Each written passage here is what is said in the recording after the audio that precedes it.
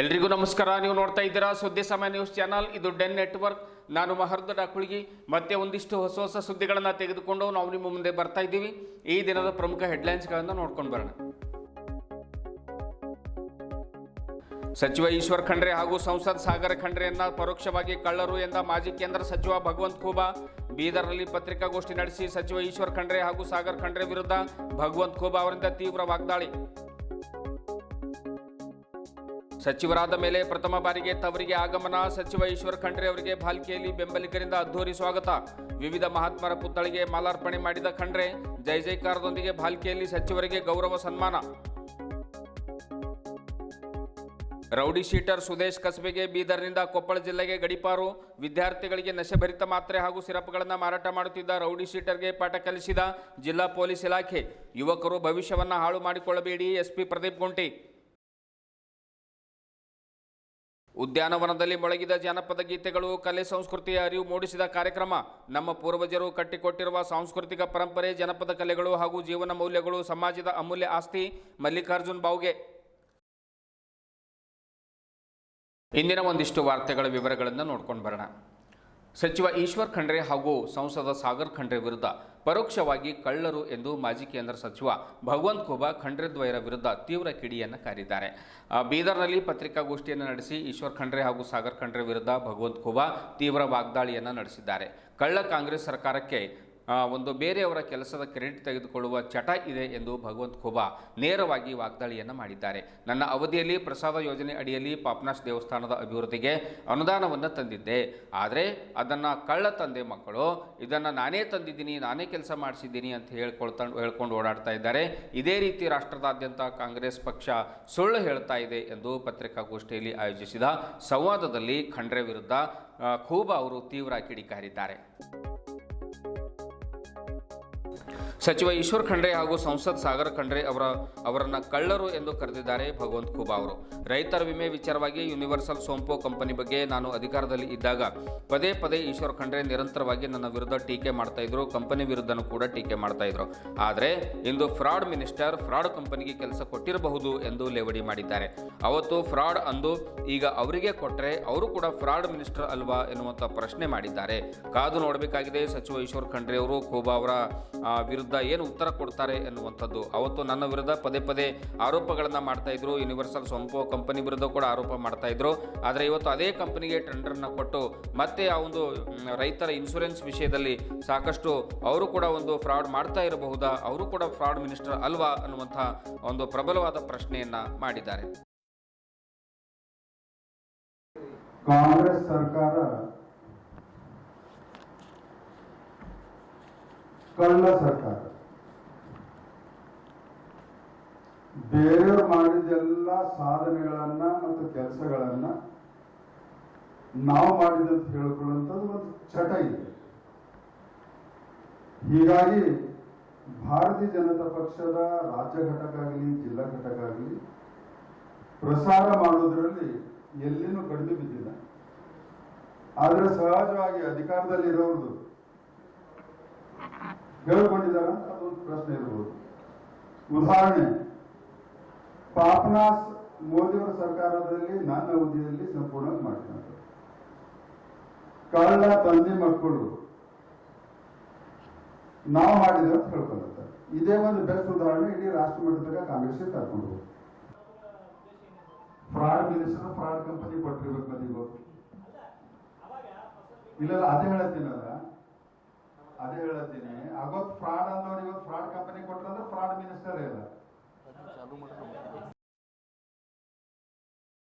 ಗ್ರಾಮೀಣಾಭಿವೃದ್ಧಿ ಮತ್ತು ಪಂಚಾಯತ್ ರಾಜ್ ಸಚಿವರಾಗಿ ಅಧಿಕಾರ ಸ್ವೀಕರಿಸಿದ ಬಳಿಕ ಮೊದಲ ಬಾರಿಗೆ ತವರು ಕ್ಷೇತ್ರ ಭಾಲ್ಕಿಗೆ ಆಗಮಿಸಿದ ಸಚಿವ ಈಶ್ವರ್ ಖಂಡ್ರೆ ಅವರು ಮಹಾಪುರುಷರ ಪ್ರತಿಮೆಗಳಿಗೆ ಮಾಲಾರ್ಪಣೆಯನ್ನು ಮಾಡುತ್ತಾರೆ, ಗೌರವ ನಮನವನ್ನು ಸಲ್ಲಿಸುತ್ತಾರೆ.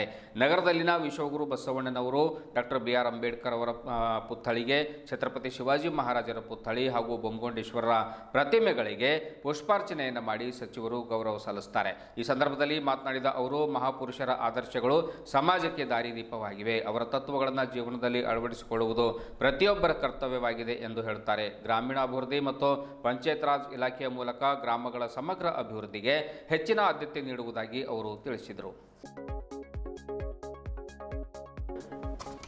ಸಚಿವರ ಆಗಮನದ ಹಿನ್ನೆಲೆಯಲ್ಲಿ ಪಕ್ಷದ ಮುಖಂಡರು, ಜನಪ್ರತಿನಿಧಿಗಳು, ವಿವಿಧ ಸಂಘಟನೆಗಳ ಪದಾಧಿಕಾರಿಗಳು ಹಾಗೂ ಅಭಿಮಾನಿಗಳು ಅವರನ್ನು ಆತ್ಮೀಯವಾಗಿ ಸ್ವಾಗತ ಮಾಡಿದರು. ಕಾರಿನಿಂದ ಇಳಿಯುತ್ತಲೇ ಜೈ ಜೈಕಾರದೊಂದಿಗೆ ಅದ್ದೂರಿ ಸ್ವಾಗತವನ್ನು ಕೋರಿದ್ರು. ಬೃಹತ್ ಹೂಮಾಲೆಯನ್ನು ಹಾಕಿ ಸನ್ಮಾನಿಸಿದರು. ವಿವಿಧ ಮಹಾತ್ಮರ ಪುತ್ಥಳಿಗೆ ಮಾಲಾರ್ಪಣೆ ಮಾಡುವ ಸಂದರ್ಭದಲ್ಲಿ ಕಾರ್ಯಕರ್ತರು, ಮುಖಂಡರು, ಗಣ್ಯರು ಹಾಗೂ ಕಾರ್ಯಕರ್ತರು ಇನ್ನಿತರರು ಅನೇಕ ಜನ ಭಾಲ್ಕಿಯ ಮುಖಂಡರು ಅವರಿಗೆ ಸಹಕಾರವನ್ನು ಕೊಟ್ಟರು. ಸಾಕಷ್ಟು ಸಂಖ್ಯೆಯಲ್ಲಿ ಉಪಸ್ಥಿತಿ ಕೂಡ ಇದ್ದರು. ಆಮೇಲೆ ಭಾಲ್ಕಿ ಒಂದು ಪಟ್ಟಣದಾದ್ಯಂತ ಅವರಿಗೆ ಕಾರಿನಲ್ಲಿ ಮೆರವಣಿಗೆ ಮೂಲಕವಾಗಿ ಅದ್ದೂರಿ ಸ್ವಾಗತವನ್ನು ಕೋರಿದರು.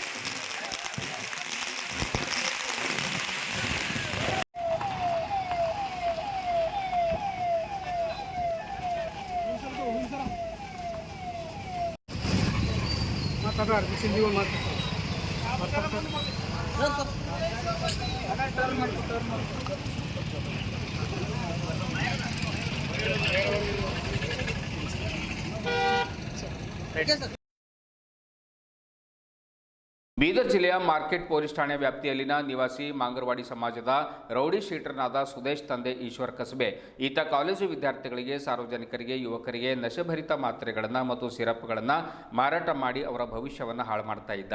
ಸಮಾಜದಲ್ಲಿನ ಅಪರಾಧಿಕ ಕೃತ್ಯಗಳನ್ನು ತಡೆಯಲು ಮಾರ್ಕೆಟ್ ಪೊಲೀಸ್ ಠಾಣೆ ಮತ್ತು ಬೀದರ್ ಗಾಂಧಿಗಂಜ್ ಪೊಲೀಸ್ ಠಾಣೆ ಈತನ ಮೇಲೆ ಒಟ್ಟು 3 ಪ್ರಕರಣಗಳಿದ್ದವು.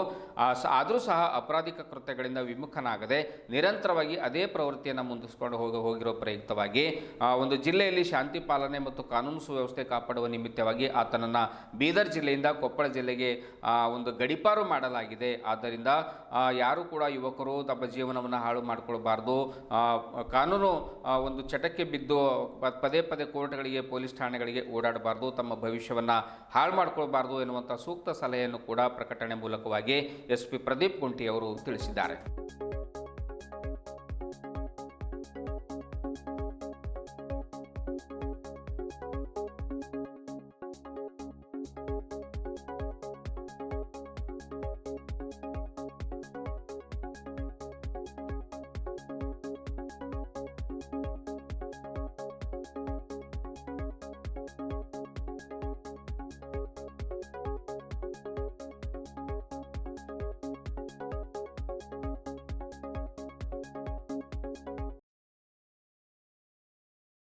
ನಮ್ಮ ಪೂರ್ವಜರು ಕಟ್ಟಿಕೊಟ್ಟಿರುವ ಸಾಂಸ್ಕೃತಿಕ ಪರಂಪರೆ, ಜನಪದ ಕಲೆಗಳು, ಜೀವನ ಮೌಲ್ಯಗಳು ಸಮಾಜದ ಅಮೂಲ್ಯ ಆಸ್ತಿಯಾಗಿದ್ದು ಅವುಗಳನ್ನು ಸಂರಕ್ಷಿಸಿ ಮುಂದಿನ ಪೀಳಿಗೆಗೆ ತಲುಪಿಸುವಂಥ ಜವಾಬ್ದಾರಿ ಪ್ರತಿಯೊಬ್ಬರ ಮೇಲಿದೆ ಎಂದು ತೋಟಗಾರಿಕಾ ಇಲಾಖೆಯ ಉಪನಿರ್ದೇಶಕರಾದ ಮಲ್ಲಿಕಾರ್ಜುನ್ ಬಾವ್ಗೆ ತಿಳಿಸಿದರು. ನಗರದ ಐತಿಹಾಸಿಕ ಬರಿದ್ಶಾಹಿ ಉದ್ಯಾನವನದಲ್ಲಿ ರವಿವಾರ ಸಂಜೆ ಕನ್ನಡ ಮತ್ತು ಸಂಸ್ಕೃತಿ ಇಲಾಖೆ, ತೋಟಗಾರಿಕಾ ಇಲಾಖೆ, ಭಾರತೀಯ ಪುರಾತತ್ವ ಸರ್ವೇಕ್ಷಣಾ ಇಲಾಖೆ ಹಾಗೂ ಸಪ್ತಸ್ವರ ಕಲಾ ಸಂಸ್ಥೆ ಬೀದರ್ ಇವರ ಒಂದು ಸಂಯುಕ್ತ ಆಶ್ರಯದಲ್ಲಿ 2026-27ನೇ ಸಾಲಿನ ಯೋಜನೆ ಅಡಿಯಲ್ಲಿ ಹಮ್ಮಿಕೊಂಡಿರುವಂಥ ಕಲಾ ನಡಿಗೆ ನಿಮ್ಮ ಬಳಿಗೆ ಸಾಂಸ್ಕೃತಿಕ ಕಾರ್ಯಕ್ರಮವನ್ನು ಉದ್ಘಾಟಿಸಿ ಅವರು ಮಾತನಾಡ್ತಾರೆ. ಆಧುನಿಕ ಜೀವನ ಶೈಲಿಯ ಪ್ರಭಾವದಿಂದಾಗಿ ಜನರು ತಮ್ಮ ಒಂದು ಕಲೆ, ಸಾಹಿತ್ಯ, ಸಂಸ್ಕೃತಿ, ಪರಂಪರೆಯನ್ನು ಮರೆಯುತ್ತಿರುವುದು ನಿಜಕ್ಕೂ ಕೂಡ ವಿಷಾದನೀಯ ಸಂಗೀತವಾಗಿದೆ ಎನ್ನುವಂತಹ ಒಂದು ಸಂಗತಿಯಾಗಿದೆ ಎನ್ನುವಂಥ ಕಳವಳವನ್ನು ಅವರು ವ್ಯಕ್ತಪಡಿಸಿದರು.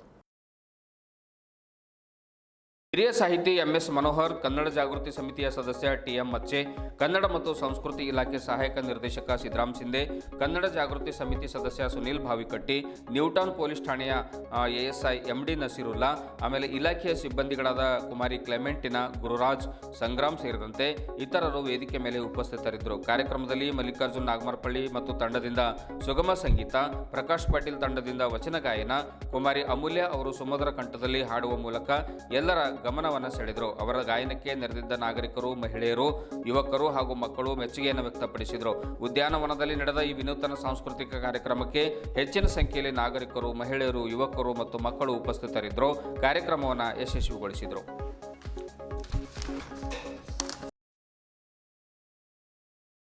ಇದುವರೆಗೂ ಸುದ್ದಿ ಕೊಟ್ಟಿರುವ ನಾನು ಮಹರ್ದರ ಕುಳಗಿ. ಮತ್ತೆ ಮುಂದಿನ ವಾರ್ತೆಗಳೊಂದಿಗೆ ಭೇಟಿಯಾಗೋಣ. ವಂದನೆಗಳು.